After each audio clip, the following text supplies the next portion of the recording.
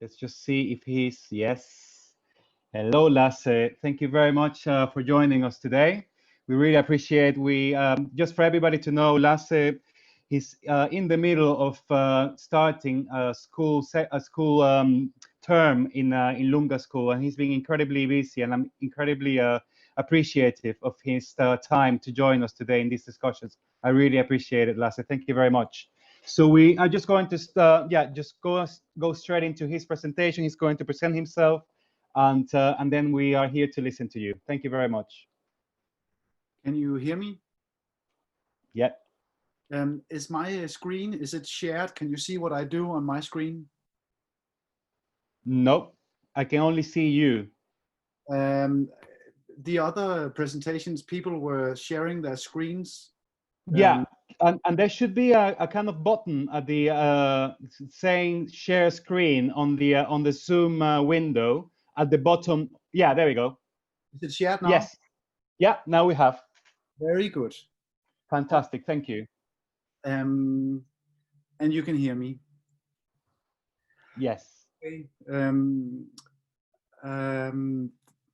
First of all, I just wanted to say thank you for doing this. That I'm still trying to figure out what is, and I feel like this is in general my own way into my own praxis, that I'm very confused about why I'm here and what I'm doing and what we are doing here.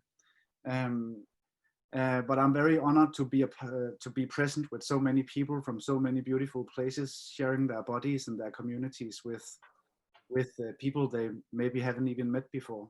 So thank you for all your presentations and representing your cultures. I think I'll try and sort of talk into the ecology of what I'm doing here in Seyðisfjörður, which is involving a lot of people. It's involving a lot of history and a lot of heritage, and it's involving a lot of you could say more vernacular artworks and institutions. But I'll sort of try to walk around in this forest for a while, and at some point 20 minutes have gone, and then we will just have to stop. First of all, I wanted to do something that I felt like seeing with all of you. So if you just see the screen now, can you see my cursor? Yep. So I am, you can see right down here in the bottom, I'm sitting in this house right here. And then this is the town of Seyðisfjörður. Around 700 people lives here. It's in the east coast of Iceland. And just to give a little perspective.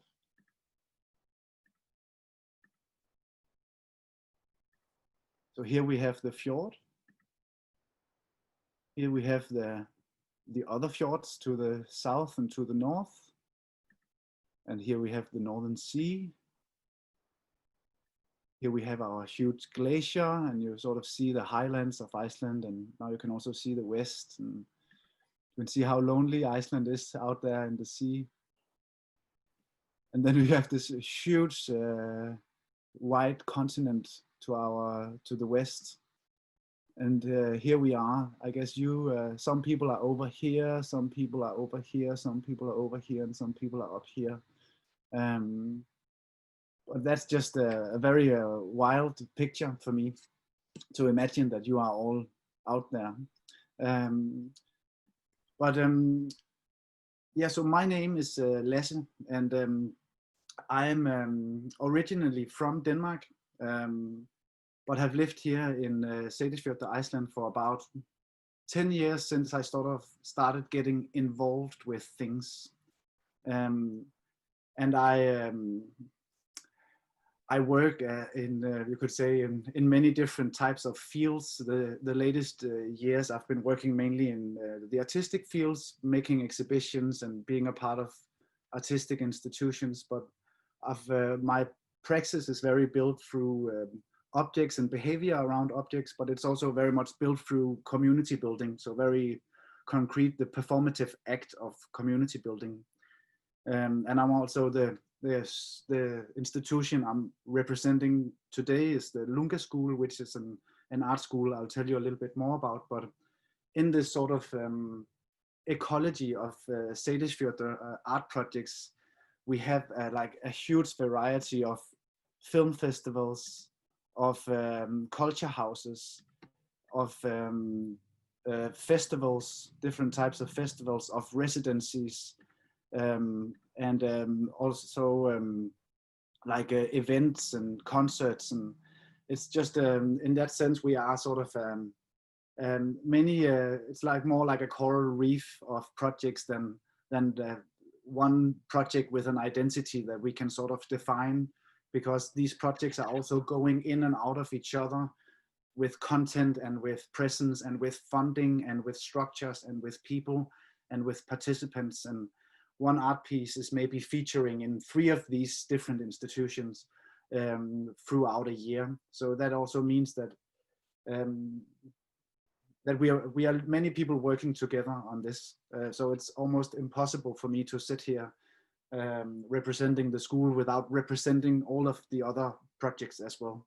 And the same goes for them. They also represent me in their projects.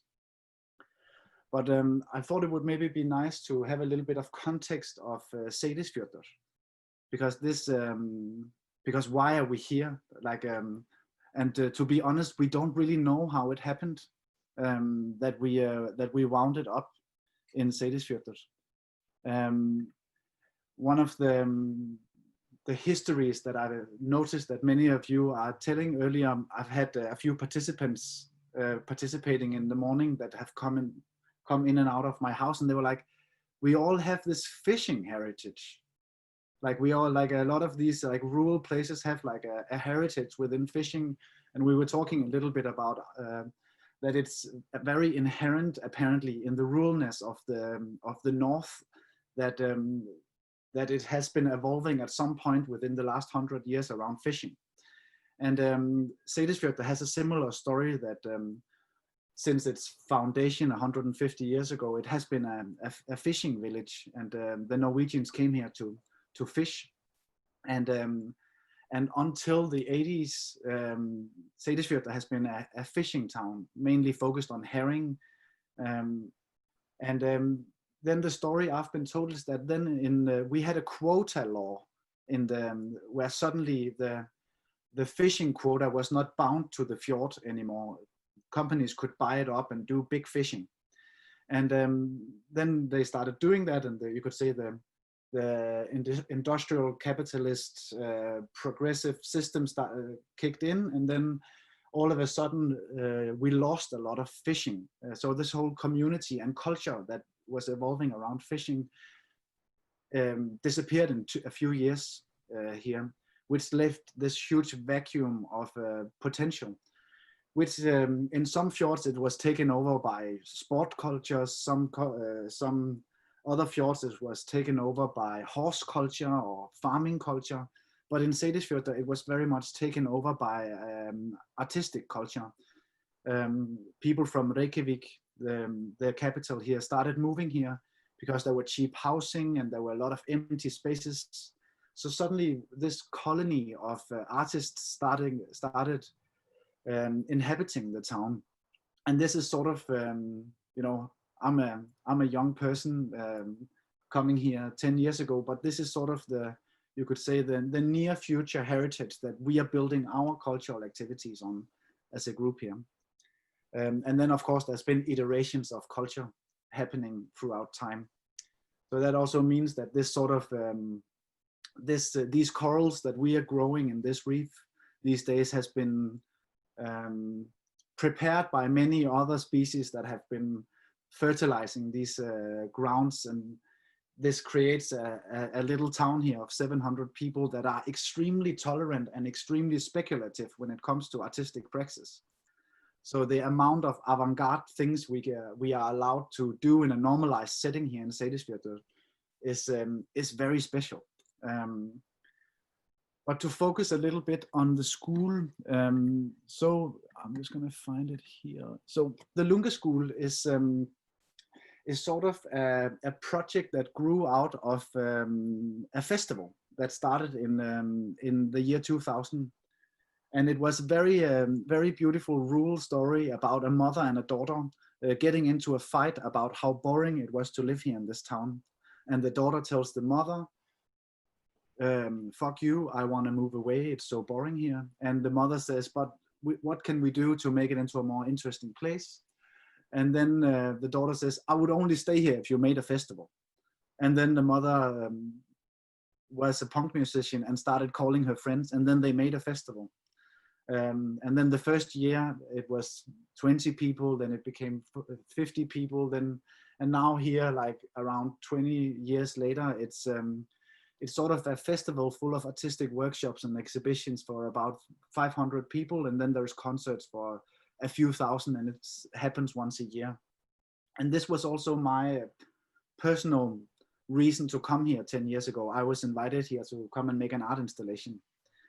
And then out of these years, we were like a big group of artists, not really from here, actually from abroad, that fell in love with this place. And we were just slowly allowed to do things here. And then one of the projects that grew out of this was this idea of making an art school as an extension of the festival. And then many of the, and then it comes to how do we talk about an art school? We have like institutional ways we talk about it, and then we have very performative ways we talk about it. But as a structure right now, it's a school that sort of takes place twice a year. We have a fall program and we have a spring program that lasts for around 12 weeks. And we have around 20 to 25 participants. And then we have a little ecosystem around them of teachers and artists and residents and guest people who come and do exhibitions in the school. So all in all, a year we maybe have around 60, 80 people coming through the school. And then the structure of the school is sort of made as an anti-structure of a school, because our school is very much against or is very much critical and speculative towards what schooling can be. So it's the whole curriculum is very built up around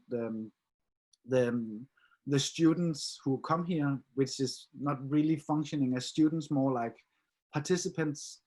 They are basically here to break down their own praxis and develop an artistic collective throughout 12 weeks.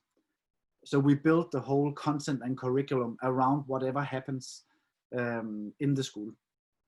And which makes the school a very chaotic and hard to define place. But that's how we decided to define it. So it works well like that.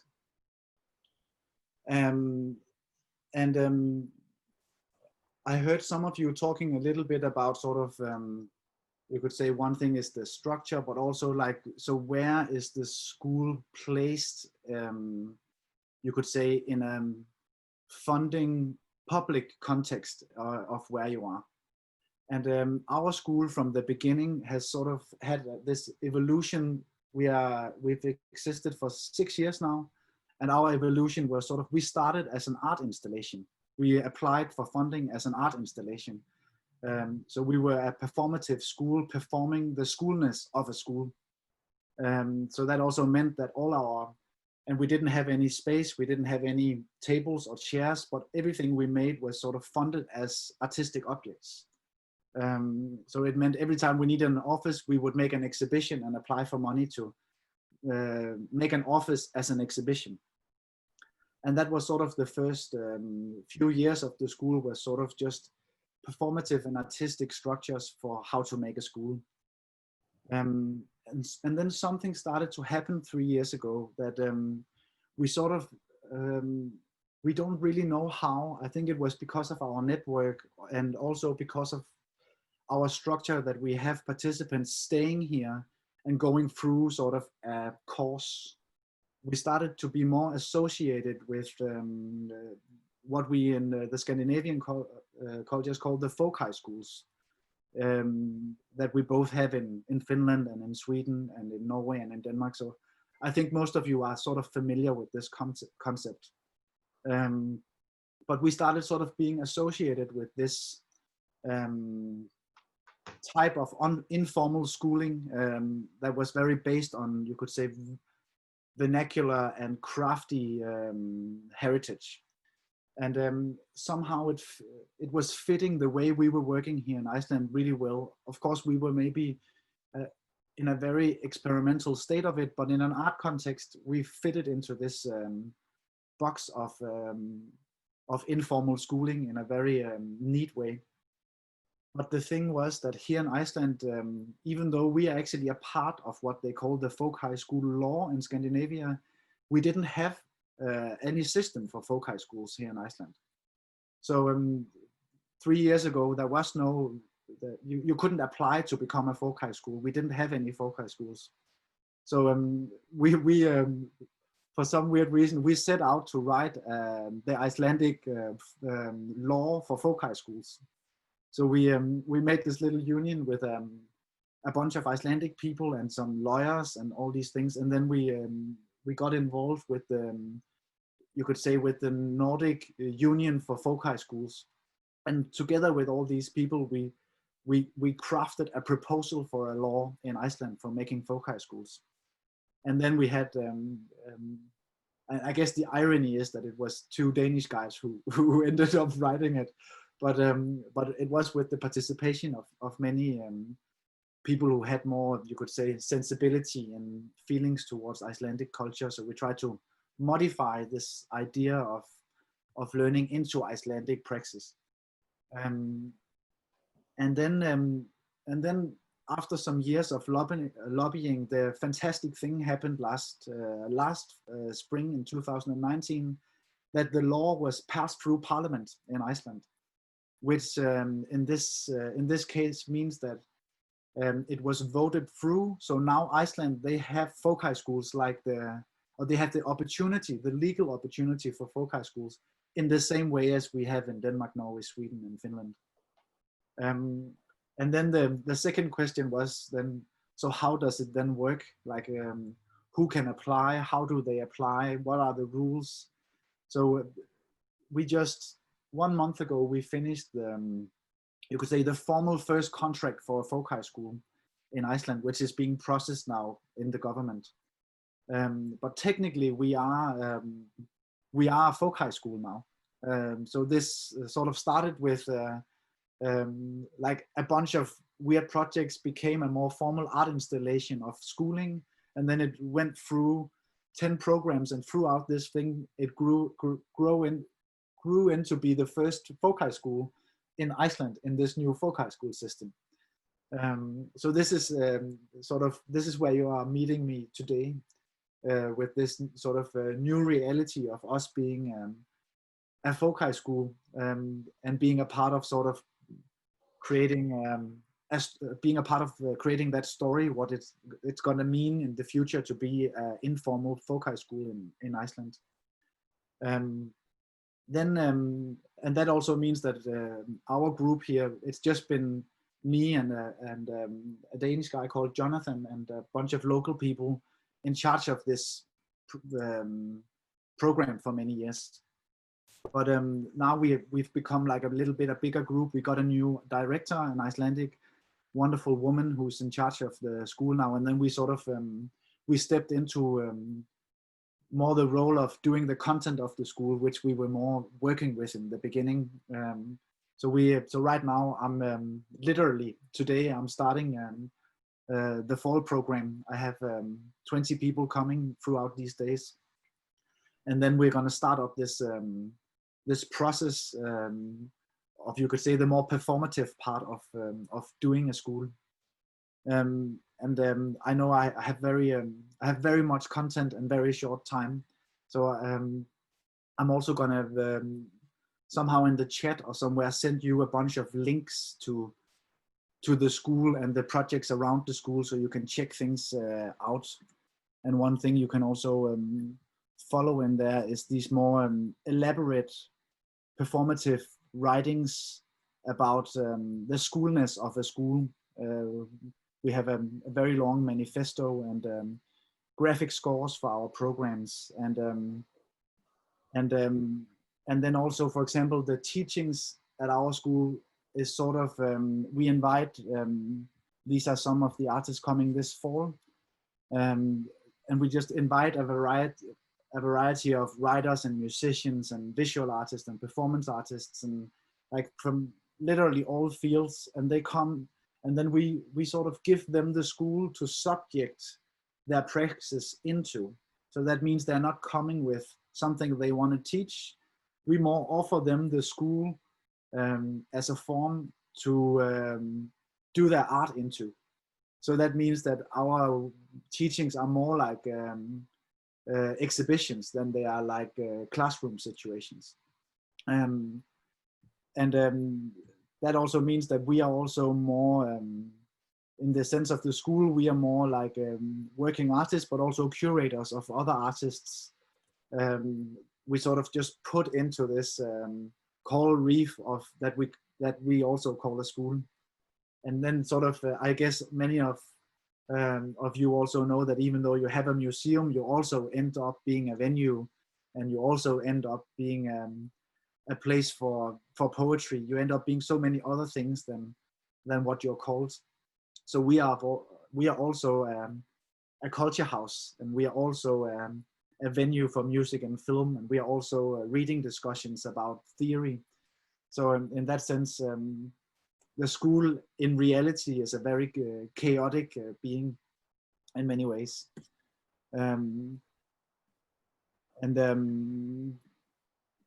Yeah. What more to tell you?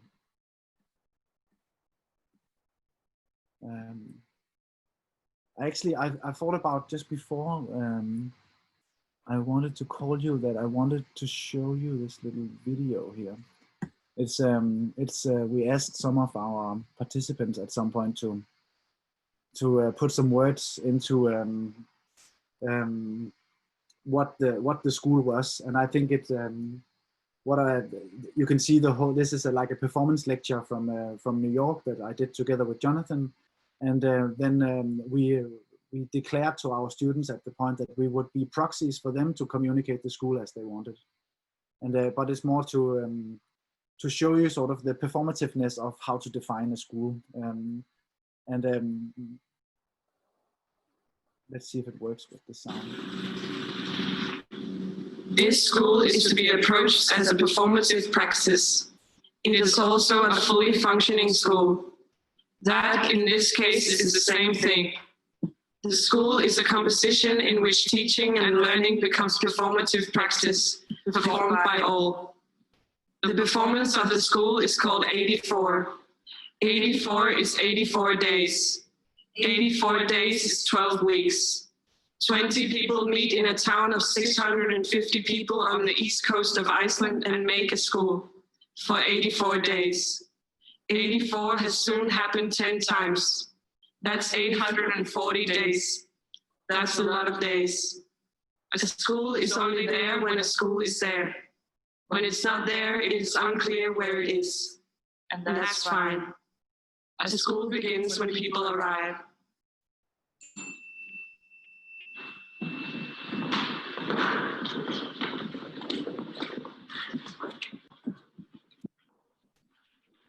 First of all, thank you very much for. Yeah, you can. You're very welcome. I'll also send you this link, and on this page, you can also see like many videos of different artists and students who have been like working and describing the school while it has happened.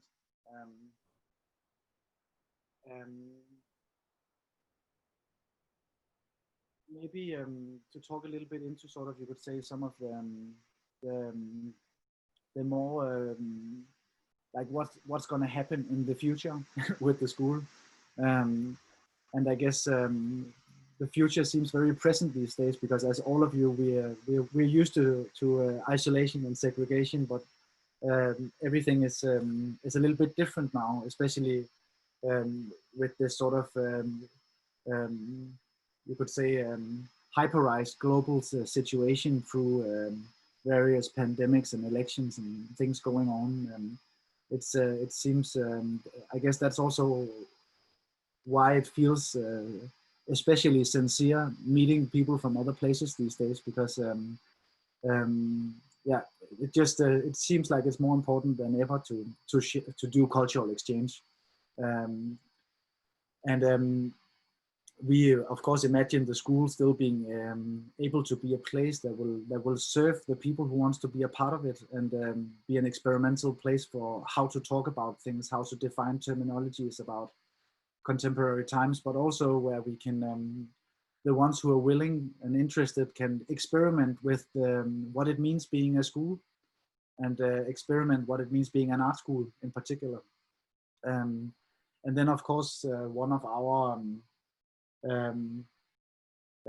I guess above anything else, we also see ourselves as a very site-specific project. Oh, we're having a little visitor. Hi, Silja.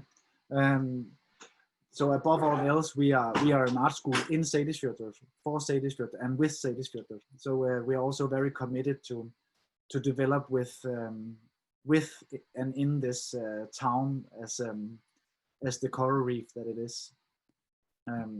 But I think that is my walk through the forest, time-wise. Right, I had 20 minutes.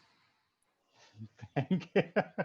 Thank you very much, Lasse. I mean, this is for me, it's a really, I mean, your presentation is like mind-blowing, and for me, the history and the steps that how the Lunga came to be is just so such a telling example of why it's so important for experimentation in places where, you know, not many people think that it's possible to make things happen, i.e. Rural areas. B, the sort of open-ended essence of how the practice can develop without having any pre-existing outcomes or very fixated sort of, parameters to achieve, or goals of that sort, but actually having a more sort of, I guess a more fluidity in the process of development of this, of our individual practices as artists or cultural makers, or leaders of our village associations, etc. As well, you started the with this very funny question of like, I don't even know why I'm here, and I think sometimes I also ask myself, like, what is this this cultural path sort of like meeting. I really want much to have this open-ending aspect of it, because life is also a very open-ended journey, and I feel sometimes when we kind of like play some like really rigid structures to develop a specific project, we are putting out many of the possibilities that can arouse spontaneously on the journey as we as it goes.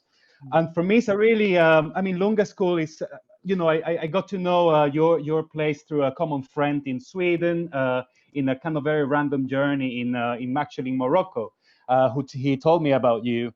And I mean, Lunga has been like a very big inspiration for me since I got to know your practice, because I believe one of the underlying purpose of cultural paths ambitious in the long term is that I believe in rural areas. I mean, education is like an amazing transformative tool for individual transformation, societal transformation in especially in the times that we are living, as well as it's an incredible diverse sort of platform to actually unite a diverse voices to come together and build something in remote places, such as the fjord where you are located right now.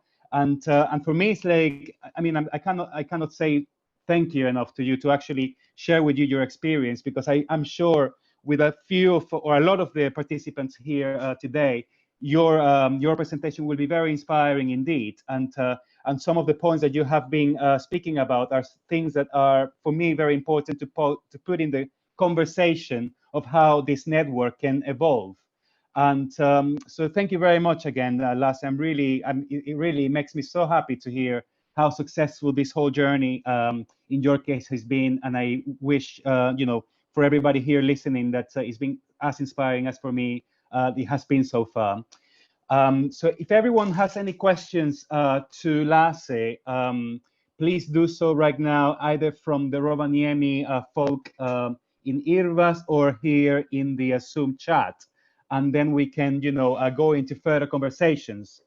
Before we go into that, I wanted to ask Lasse if you will have, because I understand that you are quite a busy, in a busy period of your work time. In the afternoon, in about I just checked in at 3 o'clock, 3:15, we're going to go into working groups, and these working groups are going to be divided into two physical groups. Once we will, one of the groups will be speaking about this transformative agency of experimentation, which I will love you to be involved, and I hope if you can be present in that, it will be rather amazing as a sort of one of the speakers in these working groups and co-development of some of the ideas. But if you're not, then we will totally understand that otherwise. But yeah. First of all, thank you everyone for listening to my cacophony of thoughts, and I'm going to stay here for the rest of the day. Fantastic. Thank you very much. Thank you, Lasse. So does everyone has a specific question to Lasse right now, please? All right, we have a comment here from Sylvia. She's been to the fjord and the concrete installation you briefly showed. I found it one of Iceland's most interesting places. Nice with a school. This is a comment from Sylvia coming in Norrbotten. She did a presentation of the spontaneous museums. I wonder if anyone in the room in Irvas has any questions that we can share in this moment with Lasse or myself. I'm particularly curious to hear what Helga, as a sort of representing a body of like promoting adult education and these diverse sort of interventions in rural areas, will think of Lunga School as a sort of example in Iceland. Perhaps you can have a comment, and I will appreciate that if that's okay.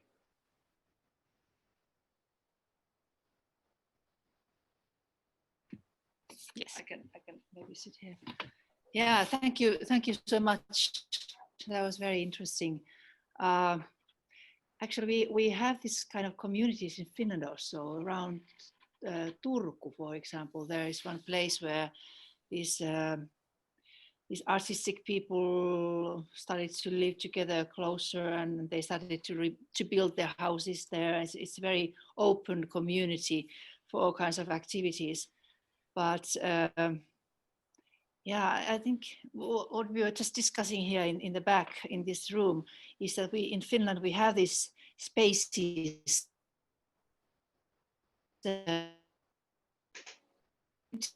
old schools but there are no people in there. And then we discussed it with some of these people here at the lunch, that the communities or the villages, the people living there are quite old.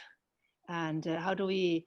And the problem is that how do we get these young people, young families, young couples to move into these places and start over and start with new programs. And I think that's very vital to somehow be open in the villages for new ideas, for new groups, and I think my association is really trying to find ways for to develop programs and to have these larger units working together, so that if the village is small, like in Porokari, you said that there are hardly no young families there. How could there be more cooperation with nearby villages, maybe? And I think that's what you also did, and what we were discussing here at lunch. So, but I think the school and the festival is a beautiful, especially maybe the festival is a beautiful way to begin with, And I have seen these samples also in Finland, where the festival and the activities has arising new ideas and new possibilities. And for example, to the eastern side, Ilomantsi, they have opened up the village for new families and new entrepreneurs, and there are families returning back from big cities to their old landscapes and to their old houses of their families, because the town is open for it, and the major is open for it, and they are opening up schools and as such. So it is really, the municipalities should be pro for this kind of work. There should be a little bit money also for that, and also the transportation should be there, as we discussed. If there are no transportation to the villages, it's very difficult to live there. So it is a combination of politics, financial situation, municipal politicians, and also the local people to be open for new ideas. It's a large complex, but there are good possibilities. There are good examples already, and I'm so glad to see that what you've done there.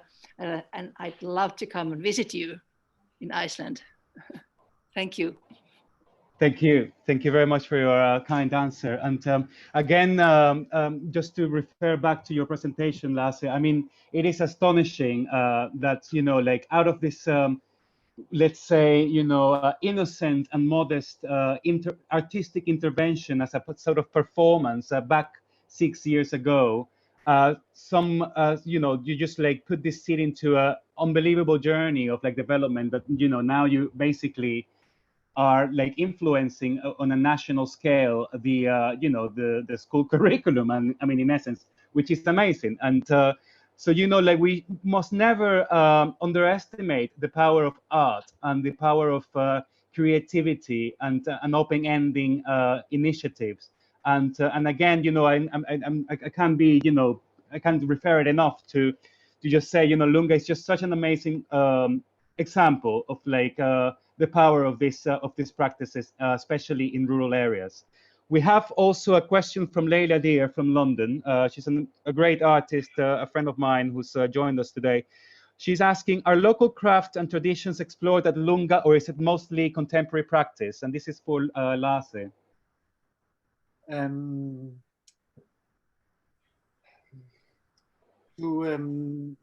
It is something that is always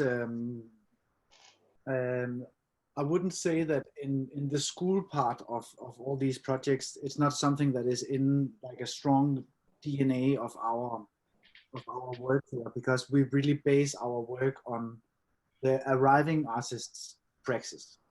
But then sort of our, I guess one of the assignments or one of the opportunities we have is then to tie contemporary praxis to more, you could say, heritage practices, or more like what crafts are present in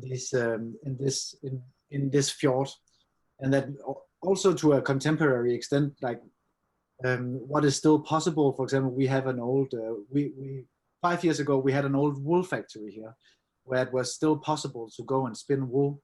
So then you get a textile artist here, and then you sort of do the connection of these things. But the core of the school is not built from these things. It's more something that we reference the practices that are coming into. But then, of course, as I also told you, we have this sort of, you could say, we have this sort of short-term heritage of art since the 80s. So we already have sort of, you could say, a contemporary heritage of artists. For example, the German artist Dieter Roth was here with his ecology of artists for many years. He was a printmaker, and we have been a part of revitalizing the print shop here in town. So you can use his old facilities and things like this, where it then becomes like, I guess it goes sort of in this gray area of heritage and contemporary. They don't need to be either one or the other in that sense. But yeah, I would say as a school, we're probably more focused on, you could say, the history of culture that is in town, not necessarily so much focused on on crafts. We are as interested in farming as we are in yarn making. So in that sense, but that's also because the type of, you could say, our perspective of art within the school, we are also as interested. We're not particularly interested in performance art or writing, or we are as interested in the policy making and making plastic bags or making supermarkets as we are in. So our field of art is a very widespread performative praxis, and that also goes for our way of pulling in heritage into the school, if that makes sense. It totally makes sense. I think Leila, maybe she wanted to, yeah, yes, thank you. She said, and I will kind of elaborate a little bit on this issue, on these gray areas you are kind of, mentioning, of this like heritage tradition, because it is quite a, it's very open-ended interpretation. And for me, or my own subjective approach towards what actually heritage is not necessarily something that we should just kind of like, focus on like the past and the kind of historical, 100 years ago type of thing. I think we are, as contemporary practitioners, we are actually making and creating heritage for the future, which is as important as, the heritage that we have from our ancestors and from the localities that we are.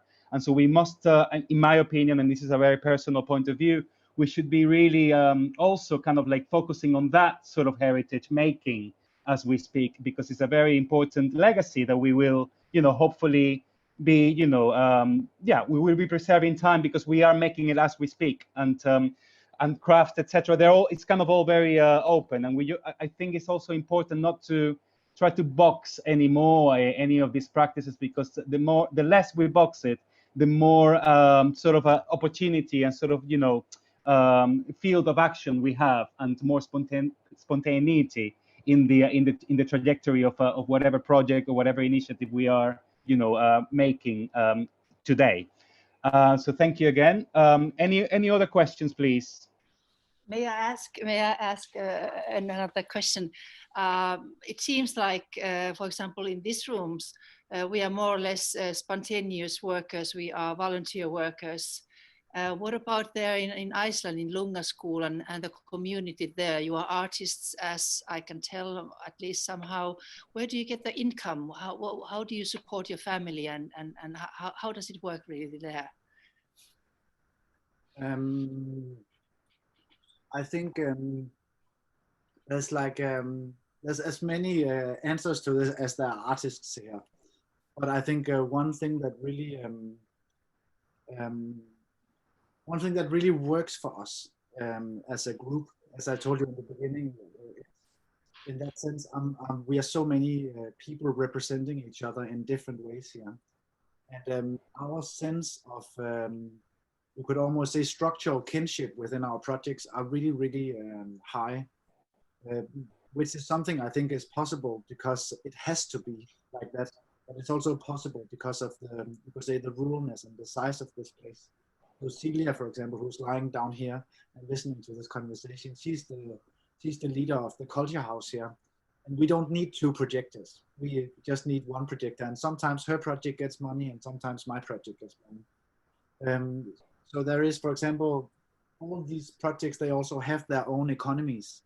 And some of them are, these classical tiny economies where you maybe have funding for rent of space, and that's it. And then everything else is volunteer based.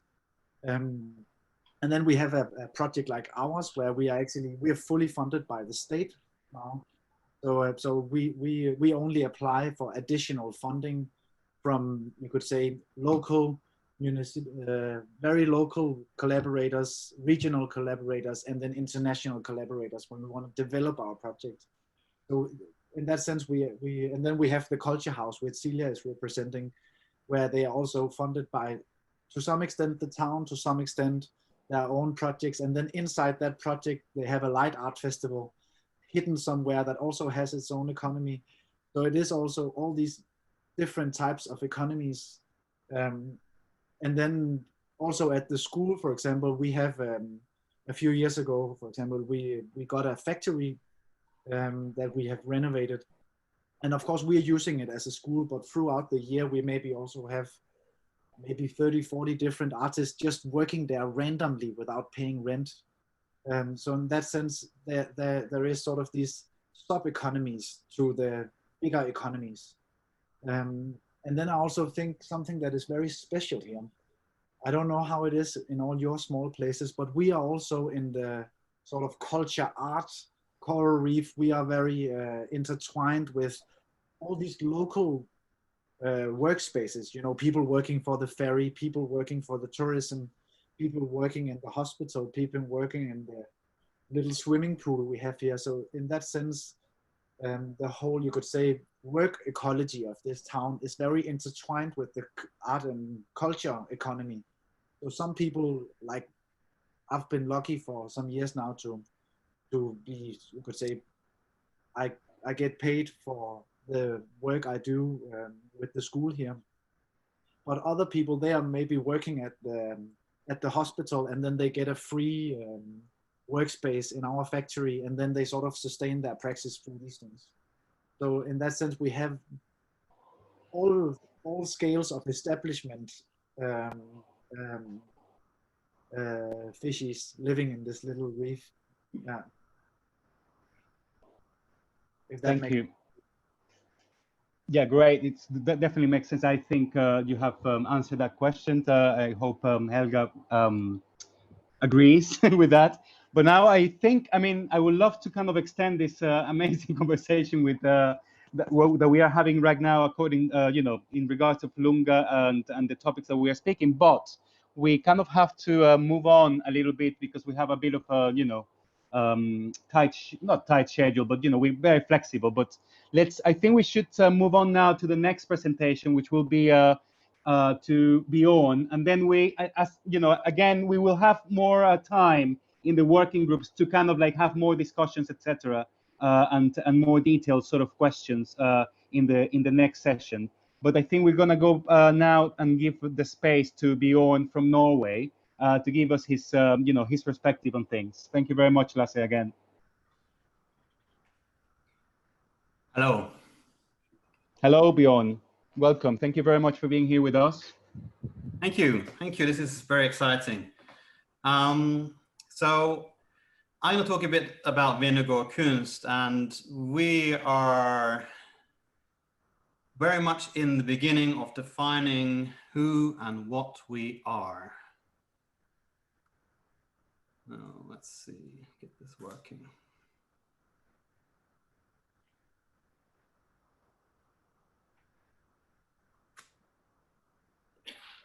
Give me a second.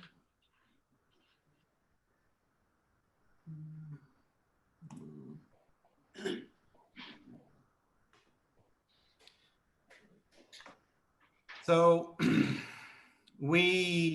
going to start with the sort of our foundation. So we are very much trying to define what we are trying to do, and we sort of come up with these words: kindle, unite, nurture, and stimulate thought. So with kindle, we are imagining that we are able to start a fire, to get something started. With unite, we want to gather people together. And with nurture, we want to nurture people to be creative, to think. And that's where then stimulate thought comes in. That's where the sort of, I guess, the weight of where we are going is the desire to stimulate thought, that one reflects over what one experiences.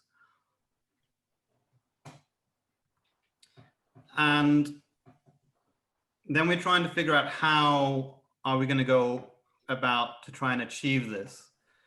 So we are thinking, connect with the public, practitioners, and organizations that identify with our purpose, help promote, develop, and grow with our connections.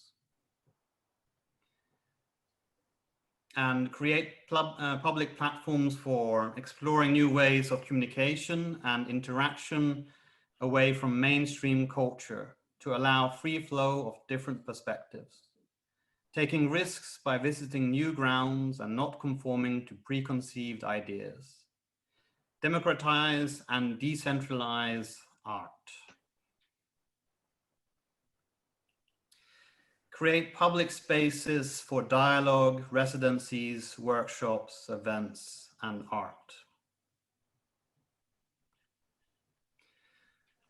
And we aim to place value in striving towards our goals and not quantifiable outcomes. And that is a point that's very important to us. It's not about measuring what we are doing against any metric. What is actually valuable to us is the action of doing, not the any sort of ideas of success.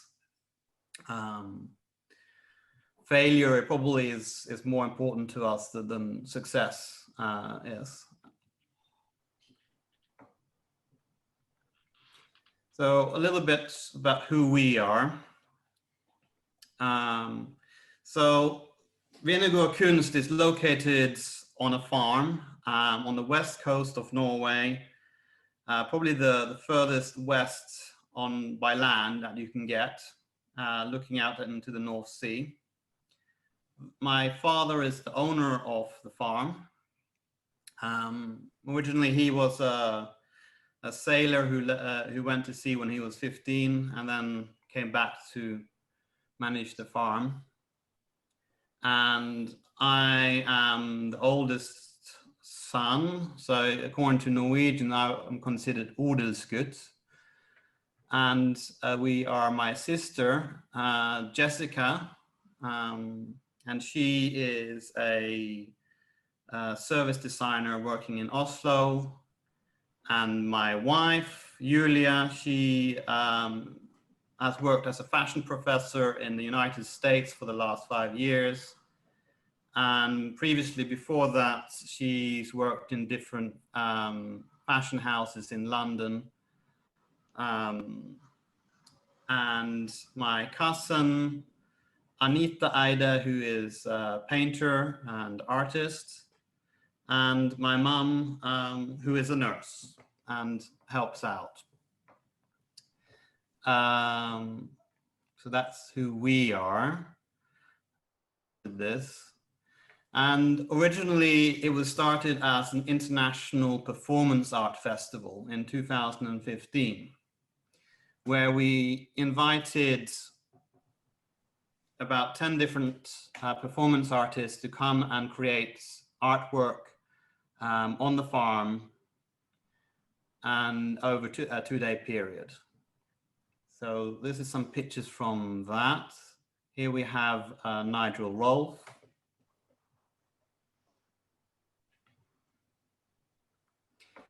Karianne Stensland.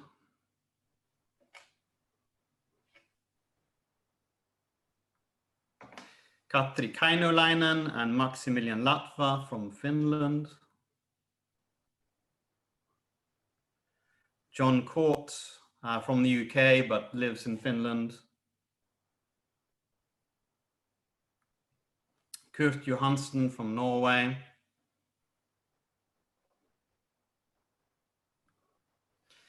And other artists. We also did an installation. This was put up by my father. And we had other events like activities for youth, among other things, spray painting a tractor, painting workshops for younger children onto wood. And we had panel discussions in the barn about performance art.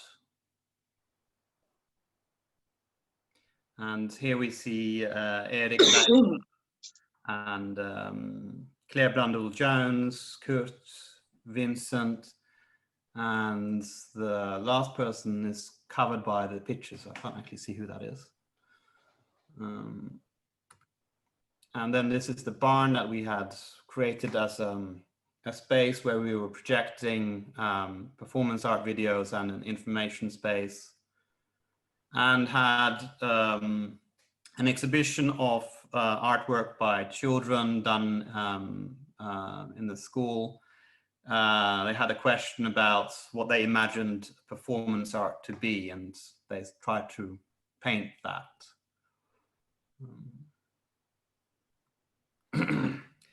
So this was in 2015, and that was the year that me and my wife moved to the United States. And we originally had planned to have the Performance Art Festival as a biannual event on the island. And this is a picture of the island and the space. However, we found that to be exceptionally challenging because we were too far away to be in dialogue with people in the community, and too far away to be in dialogue with people in general in Norway and Europe. So trying to organize and apply for funding didn't work so far away. And so we then planned to come back to Europe this year. Originally, the plan was to move to Germany, actually, but because of COVID, our plans got redirected and we found ourselves back on the island. Now, the island is a space that I grew up on, and it's an amazing space, but it also, growing up in a rural area, has its challenges. And these challenges for me gave quite strong scars. So coming back to the space was in some ways, I guess, forced upon me, but also something that has that needs to be faced. Because when I was growing up, I can talk a little bit about it, there was a salmon farm that came up quite close to the island, which was destroying the fish life. And my father went to court and demonstrated against the salmon farm, but this was very disruptive towards the local community, and it created a lot of hostility and ostracization. Let's see where I'm at. So in a way, I feel that by coming back, it's also about reclaiming the space and reclaiming the people, because it is a very unique space that has, I feel, a lot of energy to be experienced. Let's see.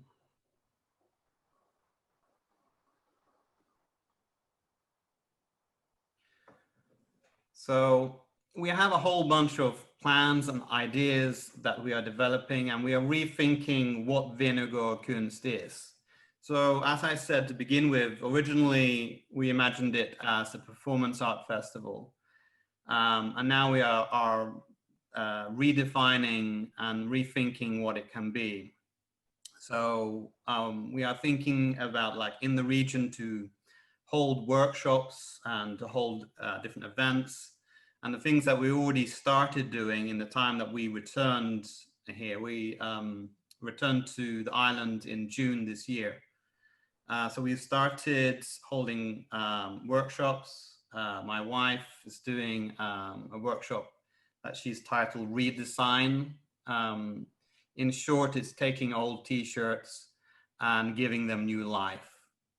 And we also, with the sort of the closest little village here, which is Selja, we've made a contact with the cafe there and started holding an open mic, and hope to do that as a monthly event to connect with both the people here and the artists here. And And we're also planning on inviting local artists to the space to talk about what can be done and what can we do in this space and in the region. And on the island, we also hope with time to host a residency, where the first one we want to do is a long weekend with the question of what is your motivation for creating art? That is a question that is very close to my heart, is that I'm very interested in the motivation for doing something. I'm not necessarily as interested in the outcome. I'm more interested in what motivates a person to do something. And I'm particularly interested in what motivates artists. So what we're seeing here is the farmhouse where we are living and the farm. And the barn is the space that we are hoping to turn into an event space. But currently that is full of rubbish and old furniture again. So that is a project in process. We, in time, are hoping to have longer residencies for developing or creating work and being in dialogue with other artists. Another idea is that in this silo is one of to potentially maybe create a very small gallery space. That's an early idea. And this is the house which would be the residency house. It has just recently received electricity and it's ready to be used. The only thing that we currently are lacking is a studio space, but there is space to live in. And currently we're seeing that the landscape is maybe more the studio space than a physical building. We are also thinking of ideas of potentially turning this old fox farm that actually was never used as a fox farm. It was built and then abandoned into a gallery space. Again, it's sort of very in the early stages of ideas of what we could potentially do with the buildings and spaces that are on the island. And we are also thinking of potentially doing a sculpture park where the residencies are invited to create sculptures in the landscape that are meant to be organic and constantly changing with the nature in some way or form, and also at the same time respecting the space that it's going into. Okay, we can stop maybe.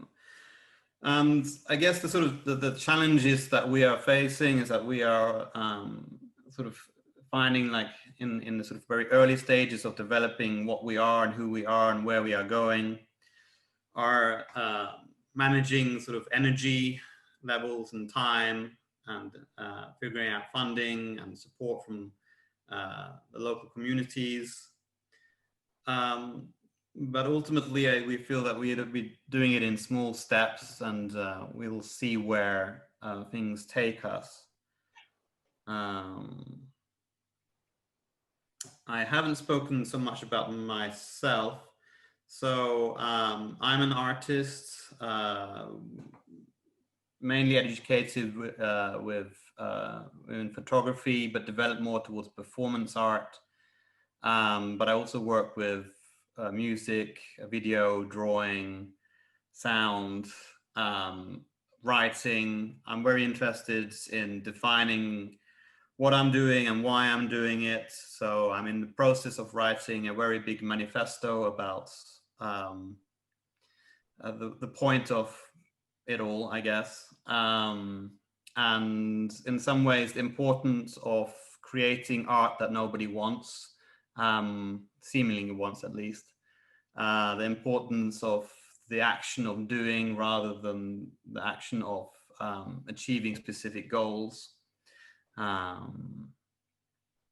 That's a little bit about me. And our goals is basically getting to a point where we are able to maintain the space and the land,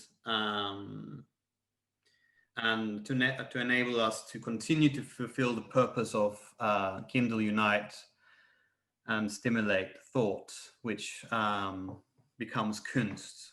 And that's ultimately our definition of what we see art to be.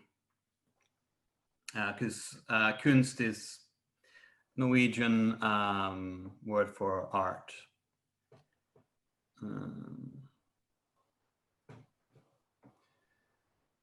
And I just want to also, so basically the sort of the Kunst mantle, the Kindle Unite, Nurture, Stimulate thought has also inspired other projects that I've been working on that are sort of loosely connected to that.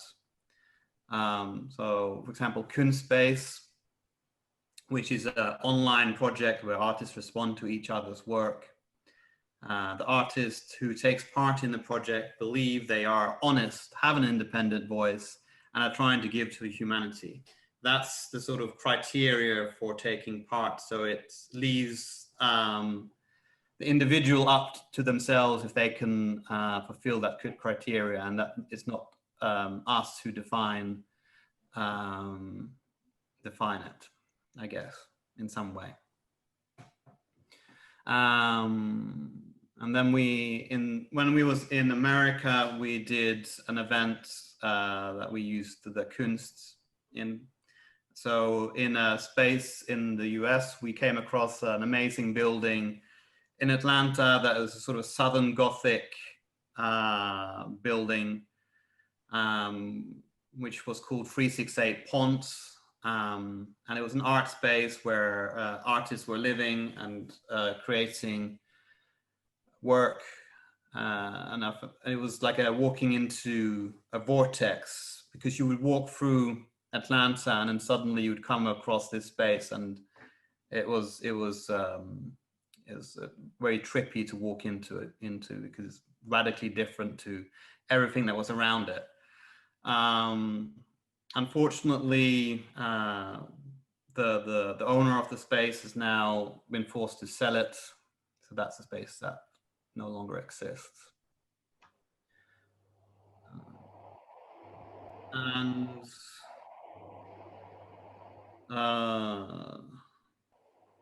that is Venugård Kunst. And if there's any questions, I'll try and answer. And that's, thank you for me. Thank you very much, Bjorn, for your presentation and your ideas and the stage where you are at. If there is any questions from the public, either the Zoom group or the IRVAS, let's pitch them right now. We're a little bit behind schedule, and we don't want to rush anything at all, but let's just try to kind of like, keep on the pace. And then again, these discussions we're going to be, furthering on the working groups, which I will explain after your questions and after our break, which is coming up now. And I have a few comments to, or kind of not even questions, but I think reflections on the on this stage. I mean, it's really like Bjorn and Lasse, for example. We just heard totally opposite positions in the kind of like development sort of stages of this initiative that started 6 years ago in Iceland, and now Bjorn coming back to his home island, just trying to kind of like basically reinitiate and establish something lasting and meaningful, which is one of the one of the things that I've been trying to strive into this project and strategy of development, is like to keep it very very diverse in the sense of where we are at individually in our own individual community, projects or institutions or whatever we are operating at, which will be obviously very beneficial for, like this cross fertilization of ideas and, in our individual journeys. So I would really appreciate if anyone has a question right now. Otherwise, we can go in a 10-minute break to have a bit of coffee, a cigarette, fresh air, and then we come back to the last two presentations from Norrbotten, which we'll be hearing when we come back, and then we'll briefly go into the last part of this seminar or symposium, which is the working groups. Thank you very much. Hello, do you hear me? Hi, Ida. Hello. Hello, wonderful to see you. Yes, it's really nice to be here and very interesting to hear every presentation so far. Really nice. Thank you. I will try to share my screen. I have never done that before. Okay, wait.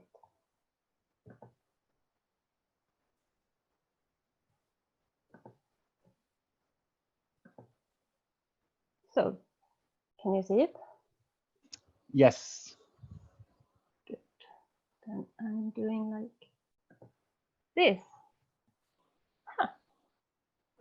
Is it okay? Fantastic. Yeah, Good? it's perfect. Yeah, great. Nice. My name is Ida Isak Westerberg, and I live in a village called Korsträsk, right outside Älvsbyn in Norrbotten County. And I work mainly as a textile artist.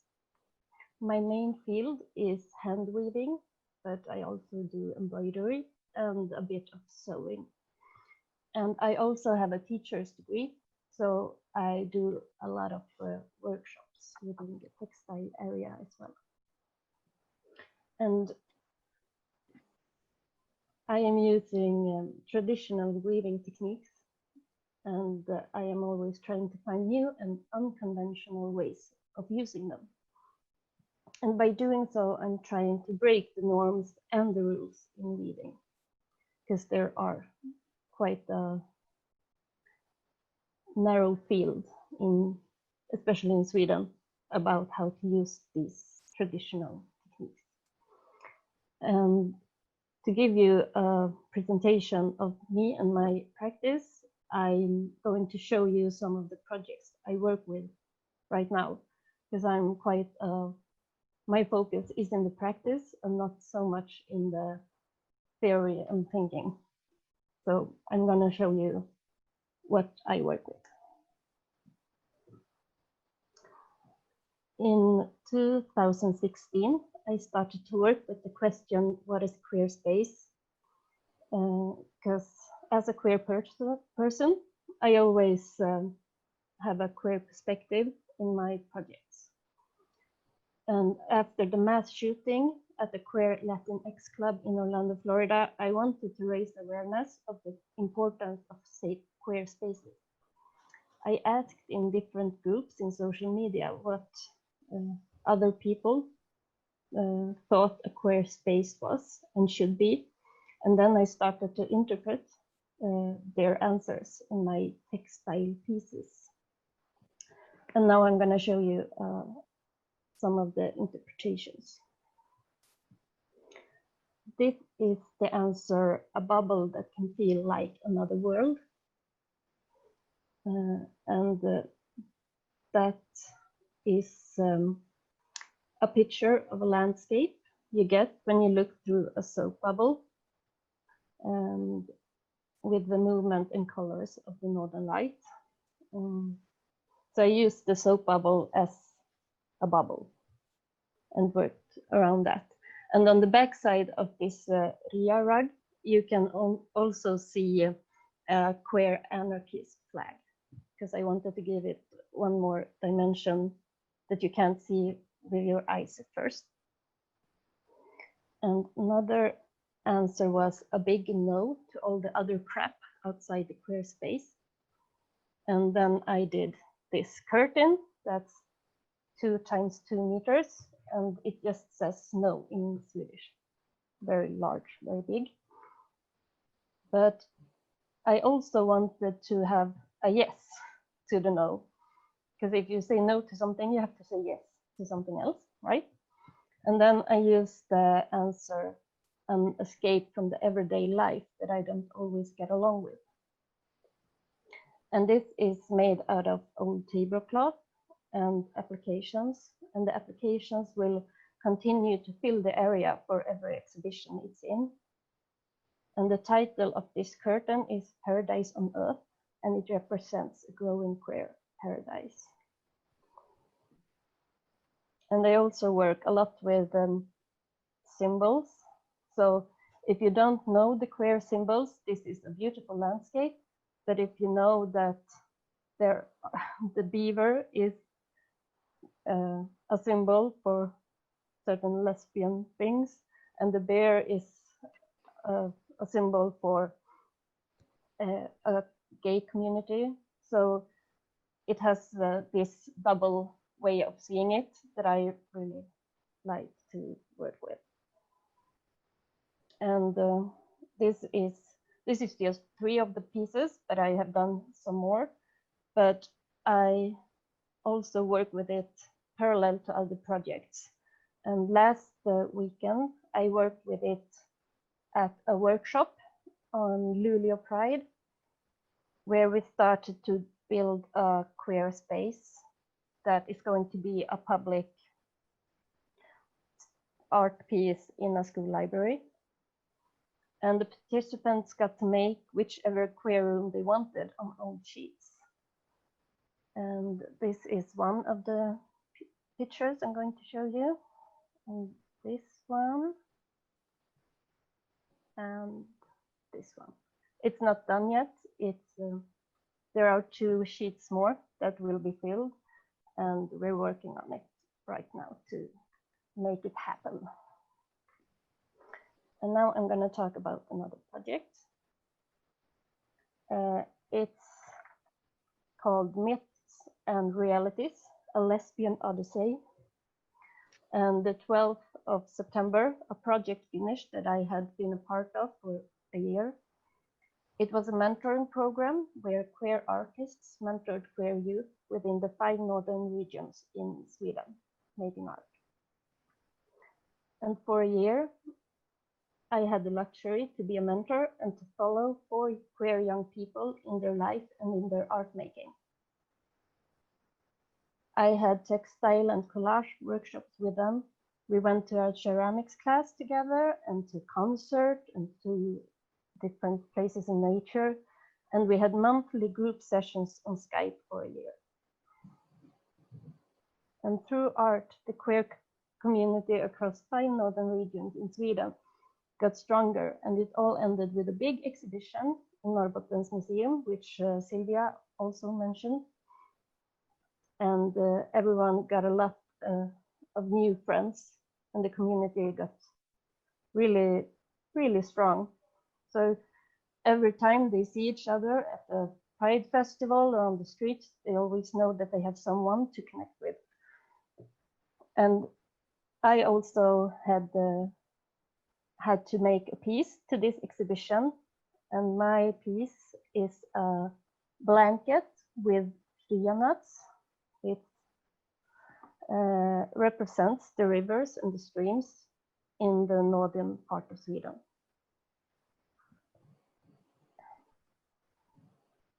Last year, I also started working with artist Anna Claesson as a part of a bigger project led by Galleri Syster in Luleå called Samarbete. They had their first exhibition starting yesterday, I think, in this project. Me and Anna are investigating the biological processes in the mire.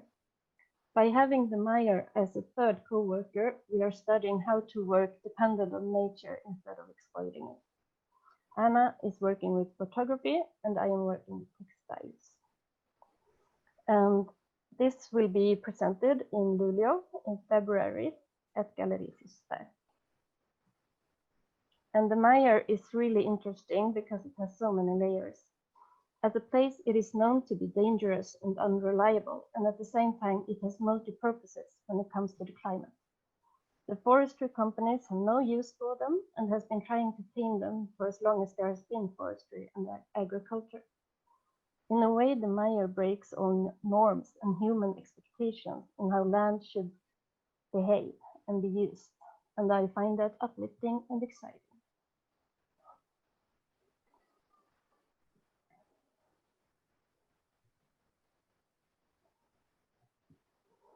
When working with a project, I can't help but wanting to share everything I do with others. And I had met members in the regional group of the Swedish Society for Nature Conservation a year ago on a project called Discover Wetlands. I talked to them and immediately we talked about doing something together in the summer of 2020, me, Anna, and the Swedish Society for Nature Conservation. We got the funds from the national organization, but due to COVID-19, we couldn't make it into physical workshops. Instead, we made a workshop kit in 2 parts, one weaving part and a photography part. People from the Norrbotten region could sign up and then they got a package delivered to them with a small weaving frame, cyanotype paper and instructions. Instead of experiencing the same wetland together, everyone could now get the opportunity to experience the wetland closest to them. And this will be presented as a digital exhibition in the end of October.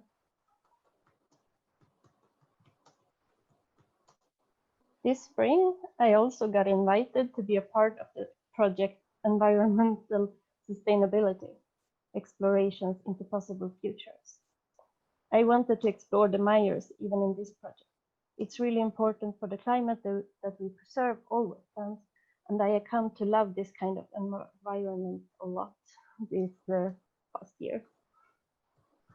I also got to meet the artists Miri Nikola and Lena Ylipää, and we started talking about the forests and the Meyers and found out that all 3 of us had close relationships to different Meyers in Tornion Valley. My mother is from Övertorneå in Tornion Valley, and I'm there a lot in that house and work, and it's in that forest I work also on the Meyer. And I wanted to use the acrothelm in the Meyer in this project. And acrothelm is the part in the Meyer where the sphagnum starts to decay before turning into peat. So Lena and Mary helped me, and they each got a skein and dug it down under the sphagnum in their Meyers for a month. And then I collected them and made an art piece out of it. And I will present that in 2 weeks to that project. And as you can see, the yarn skeins has totally different colors, but we used the exact same technique. That's quite amazing, I think. And in this project, I've been thinking a lot about how to use the forest without cutting down trees and how a strong connection to land makes you want to take care of it. And as I told you earlier, I live in Älvsbyn. And as Sylvia told you, this August, one of the biggest factories in the village burnt down to the ground. It was one of Sweden's biggest bakeries, and 150 people lost their jobs. And now I have been in contact with a coordinator in the folk high school in the village, and I will soon start to offer workshops in arts and crafts during daytime, a few times a week, for the ones that want to have something to do during work hours.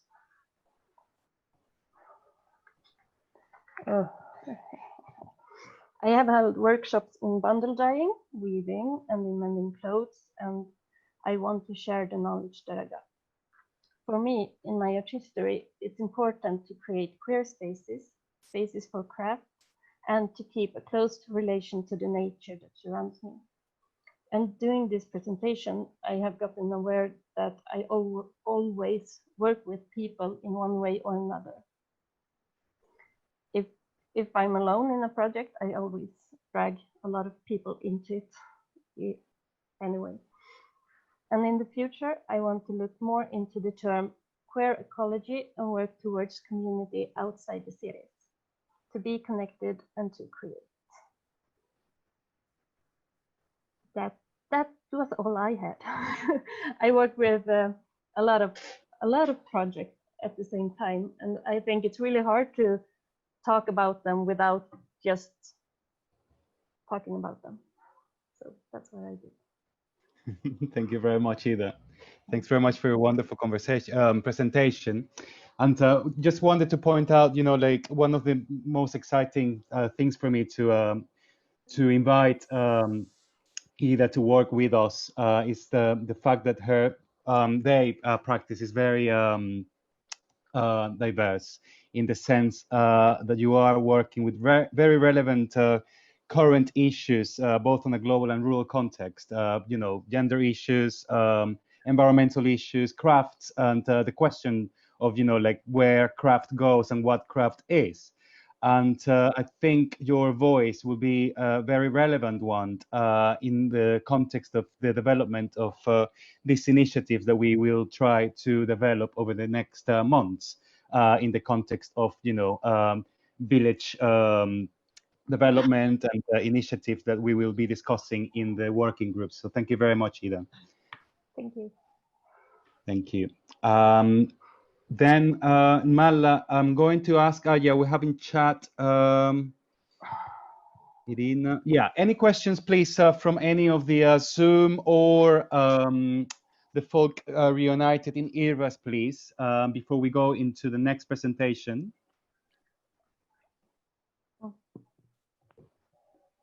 We have a question. Yeah.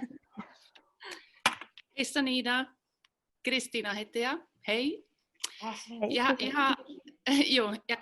Jag kanske ska prata svenska med dig. Går det bra? Det går jättebra. Jo.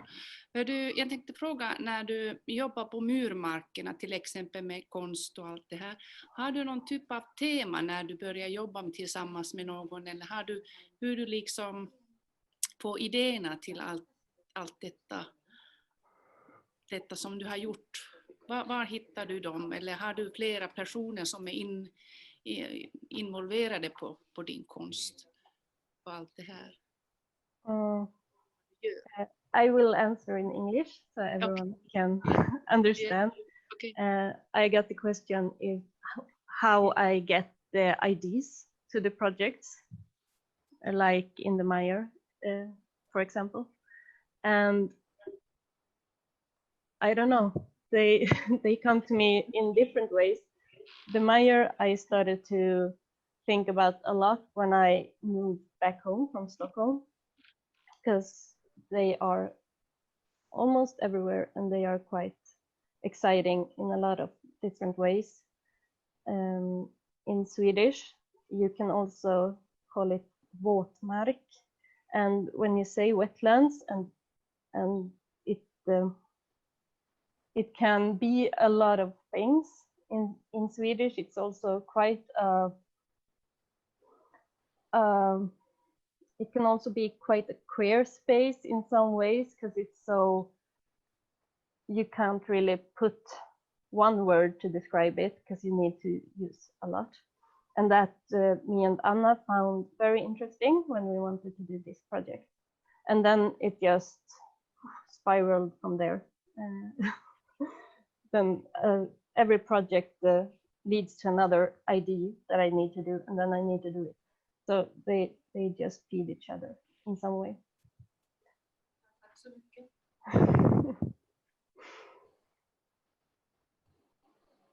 Thank you. Any other question so far?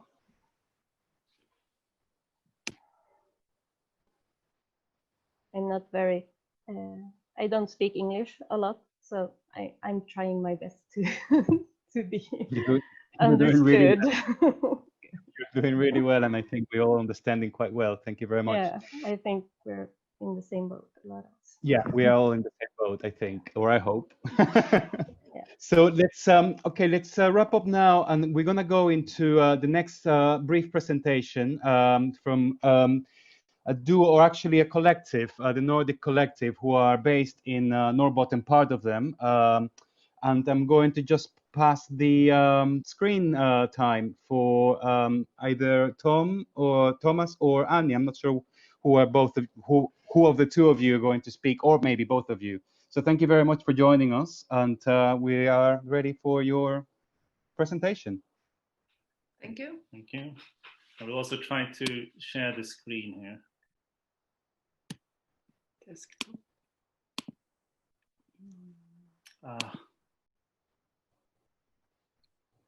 Maybe I didn't.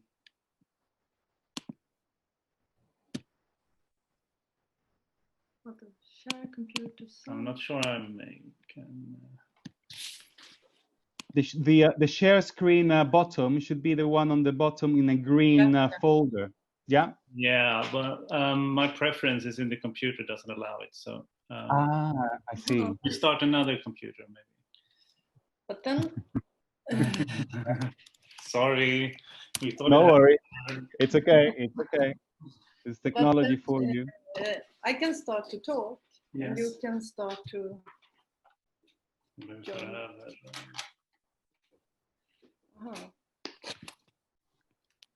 Och jag vet inte var jag har min sån, så det kanske kört då. För du får inte in den där. Nej. Sorry, we had a presentation here. Is it another way to share it? Then, Malla, do you? We need to shut down the Zoom and start again. Right. Is it possible for you to share it through email to Mala's email, for example, and then she can share it from her computer? And I'm going to type her email address right now. Just for a second. To my Gmail, Google address, not Taike. Yeah. Can you actually type it on the chat box? Yes.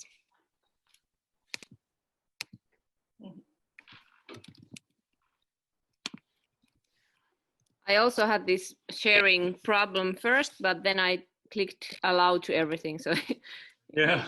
We have to shut down everything afterwards. Clicking allow. Yeah. There we go. That's Mala's email. malaatalo@gmail.com. Alatalo. We're sending it now.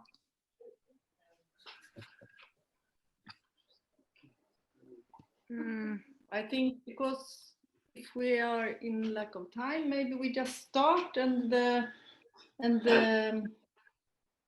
presentation is just some pictures. Yes. With no, I mean, you can click them when you want. Yeah. Or no, she doesn't. Har vi ljud på? Det är skickat. Do you get it? Opening my email. Sorry. At the moment as we speak. Rat and Dragon sent me a presentation. Yes. So yeah, I'm opening it and trying to share my screen. Maybe you now have to tell me when to switch. You can just, in a slow pace, just click forward.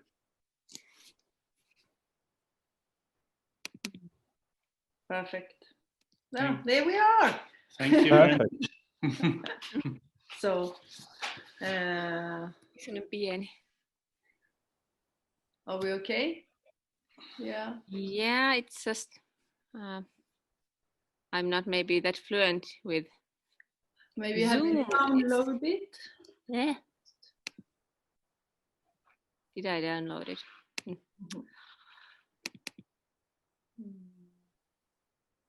No, yeah, let's see.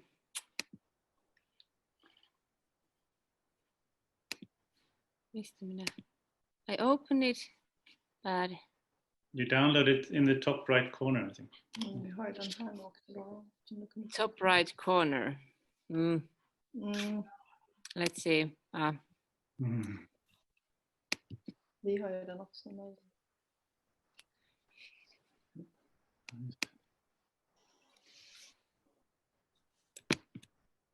Where does it? Or can I just zoom it in like this? Yeah, okay. Yeah. Perfect. It's not so important. It's just examples. So. Yeah, just to give you something to look at. That's us. Yeah. Okay, we start. Hi everyone.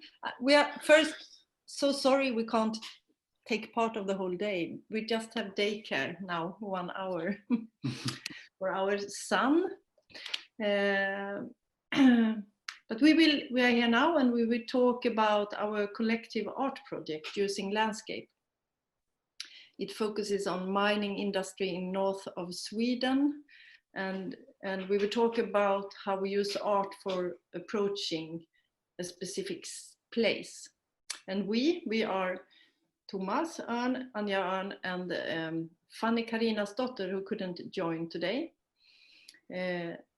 And we got the chance to work together in the same way as Ida Isak through Gallery Syster in Luleå. I'm also part of Gallery Syster, but we have this project that we call Samarbete, where we connect artists together.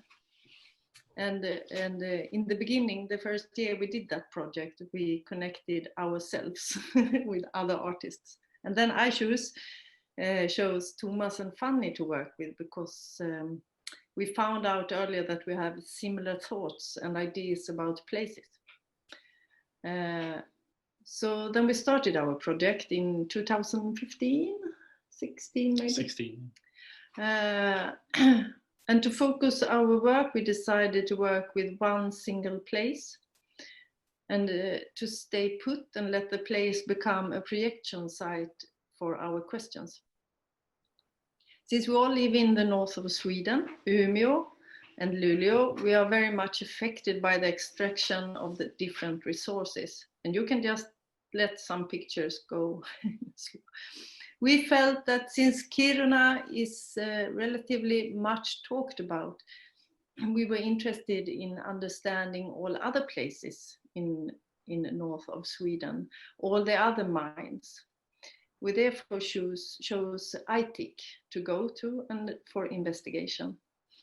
This was in 2016, and we have gone back every year since then together as a collective. We have so far done 2 parts in our art project.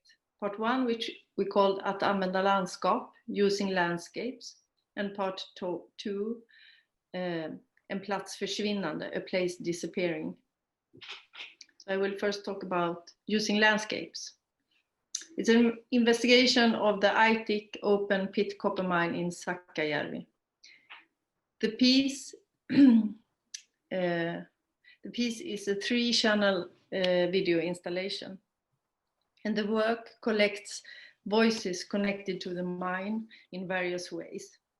Knowledge, emotions, economics, and nature come together and push against each other in the dramatic landscape. The voices are taken from interviews, news articles, informational films about Boliden, the mining company, and the letters of Sakkajärvi residents to the mining company, amongst other sources. Instead of following a single story with a definite ending, we allow many voices to remain conflicting. Using landscapes, seek the intersections between industry and the landscape, an attempt to understand the endless beauty of the natural landscape and the vast size of the industry. We ask ourselves, where does the nature cease to be nature, and where does the memory of the cultural landscape end up? Now we are in the middle of a place disappearing, the second part, and we are showing it also now. It is an installation with video. Are we there now with the photos? It doesn't matter. Maybe. It doesn't really No. matter. You will see it. Yeah. That is an installation with video, photos, and copper silhouettes and music. For this part, we talked to a composer, Robert Pörske, who had a sound that we thought we would like to have in the video because it fitted so good. It resembles the feeling of a mind that never stops and the mind that creates a constant fear in the surroundings. We included Robert in the collective for a time, for a bit, and it was a very nice working together. A place disappearing shows an attempt to mitigate the impact of nature on the nature due to the mine's constant need for new land. The mining company is running a nature conservation project by moving trees in the form of dead wood from expansion areas. They hope to be able to save some of the high natural values that are lost when a very old forest disappears.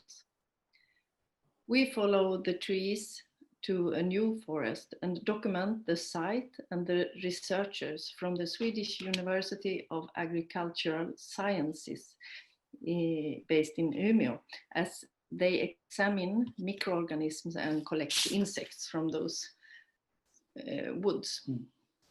At the same time, the mining company is emptying the villages of Sakajärvi and Liikavaara. Replacement villas are being built in Andra sidan, the other side area. The dead wood also represents the movement of individuals and the circles of social networks, as well as ecology of man and nature. The trees and paths are personal stories and ask questions about the time of human impact on nature, the Anthropocene age.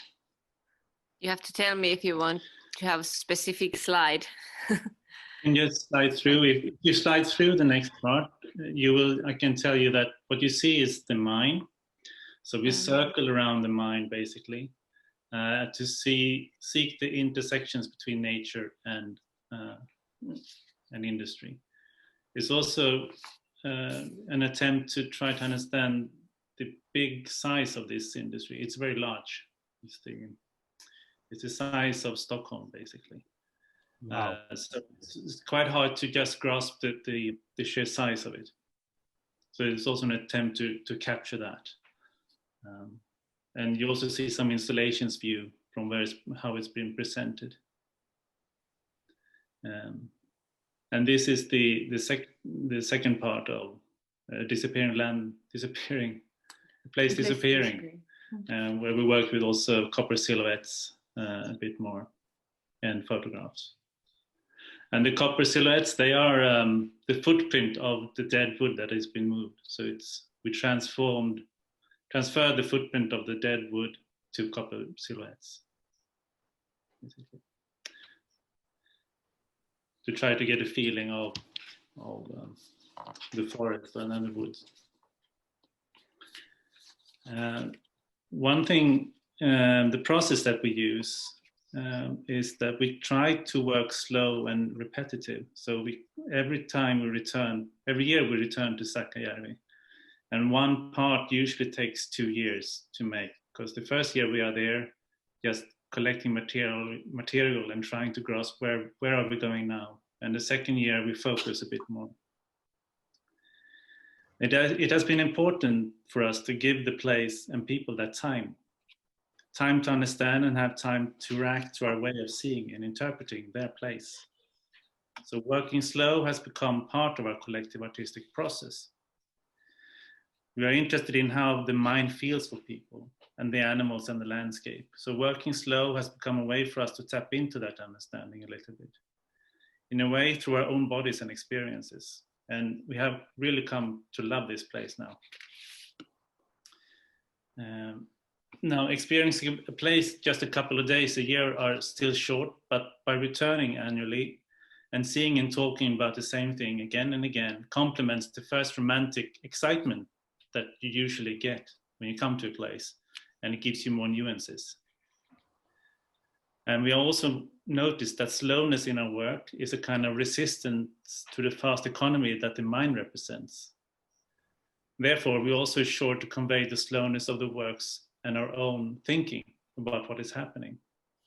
It may not affect the mind itself in real time, but it has helped us to formulate and feel that we are not adopting the industry's time, and that there's another time that goes far beyond the interest of it. And very often they collide. So what you see is some pictures of our process behind the camera, and the villages where we live, and the small cottage where we all climb up. We are bringing our families there and cramp into a very small cottage. We also try to be vigilant about not being part of the ongoing colonization, that we come and take other people's stories and then profit on their misfortune and then just leave. So when we work, we live in a village that will disappear. We rent that small cabin that you saw, and we talk and socialize with those affected by the consequences of the mine. And over the years, we have become friends, and we are increasingly invited to their lives and struggles against this mining company. We also always invite them whenever we will present the work, and we try to give them access to our platform, even though it's very small. In the same spirit as working slowly, we also try to see the place on its own terms. For us, it means trying to interpret everything we see in the same way that they see themselves, or the place owns logic. We call it to look with, or titta med. Usually, the person who comes to a place has their own pre-understanding and projects their own references on what one sees. And we call that to look at.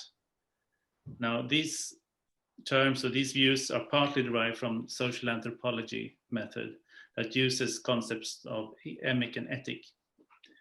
And in our work, we try to switch between those two perspectives, from the outside and the inside, because a certain outside perspective can also mean looking up and seeing things that one would not otherwise see if you live in a place and become very familiar to everything. So it has been very important for us to have this perspective formulated, because it's not directly our personal struggle that we work with. It is not our houses that will be torn down and disappear. It's not our forest, and it's not our jobs that are. The mine is not our sorrow, and it's not our joy. But we need to understand what it is and convey it. And also, we try to reflect the place that we look at to its aesthetic advantage. Because even the mine and the impoverished nature have an aesthetic that can be very beautiful. Because sometimes the tension field arises between what looks beautiful and what it actually is. And that is a mine that turned mountains upside down and threatens life. So the aesthetic helps us to understand. And we think this is an important part on why art can be such a good tool for understanding, and also a tool for resistance. And the final thing we want to mention about the process is that we are three people. That means we also have three perspectives. The fact that we are three people means that we go in parallel with each one has a camera, and we go in parallel. So we each have three eyes, and we get three different perspectives on the same thing. We almost work side by side, as you see also with our children in one hand and the camera in the other. And the same view, the same trees, and the same question are thus shown and illuminated in three different ways simultaneously. And that we also try to put into our work and the art pieces that we do. So it also means when people ask, who took that photo? We just, we always, yeah, it's us, you know, because it's an important thing of our collective idea, us three together, that we don't have a certain access to our own material, because it's ours together, and to try to collaborate with that. It also means that we have quite a lot of material and very many photos. As you can see in this picture, that's just a small selection, and then we together go through the selection and make another selection. So everything is done collectively, basically, which takes a lot of time, but it's worth it. And that is what we had to share now. So if you have questions or anything, we're welcome. Wonderful. Thank you very much, guys. Is there any questions from the audience, or from, well, from both audience online and at Irvas? Malla? It's silent here at the moment. Thank you. Worries. Okay, I mean, I'm just going to make a comment on both, you know, I mean, the diversity of practices that we're trying to work within now in these sessions is a very important aspect. The work that you have been doing, as a collective, bring, several sort of like topics of interest for myself specifically, and I hope that, for people working in completely different fields in like, village associations, etc., will kind of like, inform a little bit of other perspectives of how can we look at, these issues that we, sometimes are quite fiery, such as, like nature and nature exploitation, and, like just like bringing another sort of a lens of like interpreting or like viewing, understanding, because your minds equals economy. The miners have an economy. It's like I think it can bring some sort of I guess a kind of not conciliatory, but I guess an understanding that yes, it is a bad thing in one hand, but on the other you have like some people like working on these issues who are kind of like benefiting from economically. The country in itself benefits as well. You got like there is like many layers instead of like always going into this sort of issues on a very confrontational sort of aspect, or kind of like on a way that is like divisive in many ways. And especially the times that we are living now, everything is very atomized, us against you, everyone is against everybody basically, and I don't think that's a very positive thing at all. And I think we should really try to bring in a little bit more of conviviality and understanding from different perspectives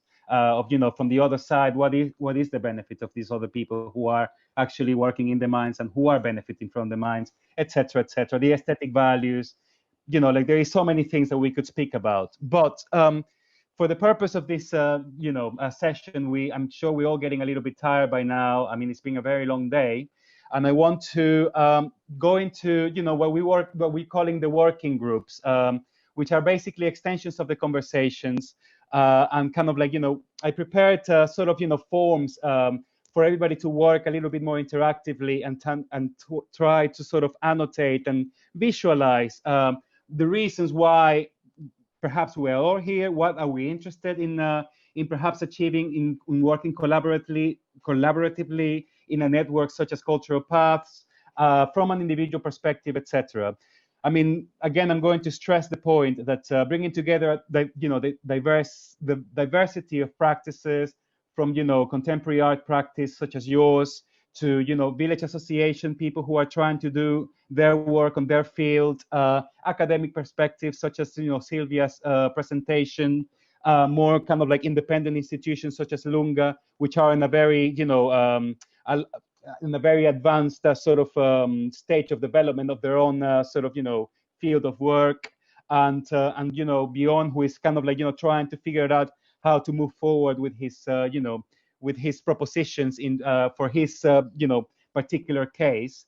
I thought that this working group would help us not only in visualizing possible pilot projects that we could manifest in the next year with the help of the team that we are, Cultural Paths, as a sort of mediator, facilitator of these initiatives, and as well as just kind of like inspirational points and hearing that kind of plethora of ideas, etc.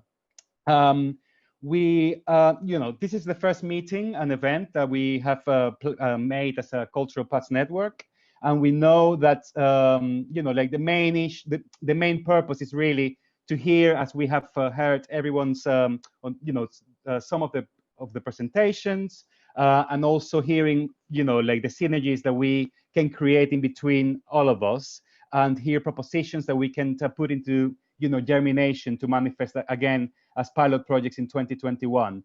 However, it is an exercise with a very limited time, and we have not, we're not expecting great outcomes and things that we're going to just like build right now. We're going to have solutions or amazing projects to happen in the next month or two, but we would definitely help us in the process of figuring out what can we do or not, based on the exercises that you will see on the different working sheets that we're going to share very promptly with you.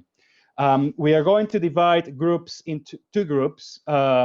The group A will be working on their, this theme of the village traditions and the times to come, this group will focus in developing ideas pertaining to inter-village cooperation, creative museum practice, and village pathos culture, which is something that I'm kind of like envisioning as a sort of, network of villages where, what kind of like programs we can create in order to, to highlight or kind of visit these different areas and what is beneficial for us to gain from this